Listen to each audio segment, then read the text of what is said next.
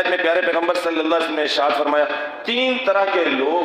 قیامت کے دن ایسے ہوں گے جن کی طرف اللہ تبارک و تعالی نہ نظر رحمت کریں گے، نہ اللہ تبارک و تعالی ان سے بات کریں گے، اور نہ ہی اللہ تبارک و تعالی انہیں گناہوں سے پاک صاف کریں گے۔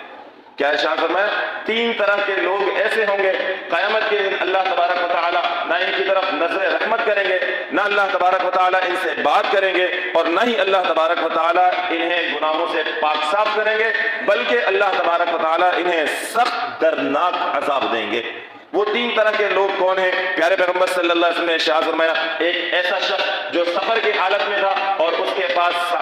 کے پاس پانی موجود، اور وہ پانی اس کی ضرورت سے زیادہ موجود، اس سے کسی نے پانی مانگا، ضرورت سے زیادہ پانی ہونے کے باوجود اس نے اس ضرورت مند شخص کو پانی نہیں دیا، اللہ تبارک و تعالیٰ نہ اس کی طرف نظر رحمت کریں گے، نہ اسے گناہوں سے پاک صاف کریں گے، نہ ہی اللہ تبارک و تعالیٰ کی رحمت اس کی طرف متوجہ ہوگی، اسے اللہ دردناک سخت ترین عذاب دیں گے۔ دوسرا، پیارے پیغمبر صلی اللہ علیہ وسلم نے ارشاد فرمایا، ایسا شخص جو کسی خلیفۃ المسلمین سے صرف دنیاوی اغراض کے لیے بیعت کر رہا ہے تاکہ مجھے دنیاوی کچھ فائدہ ہو جائے، آخرت اس کی نظر میں نہیں ہے، دنیا کا فائدہ لینا اس کا مقصد ہے، دنیا کے فائدہ لینے کے لیے اس نے بیعت کی ہے اور پھر اسی کی بولی بولتا ہے، اس کے مفاد میں بولتا ہے، اسی کے گن گاتا ہے۔ ارشاد فرمایا صرف اس کی دنیا غرض ہے، ایسا شخص جو خلیفۃ المسلمین سے بیعت ہو رہا ہے، اللہ تبارک و تعالیٰ اس کی طرف بھی نہ نظر رحمت کریں گے، نہ اسے گناہوں سے پاک کریں گے، نہ اللہ تبارک و تعالیٰ اس پر اپنی رحمتوں کو نازل فرمائیں گے، بلکہ ایسے شخص کو اللہ تبارک و تعالیٰ آخرت میں سخت ترین عذاب دیں گے۔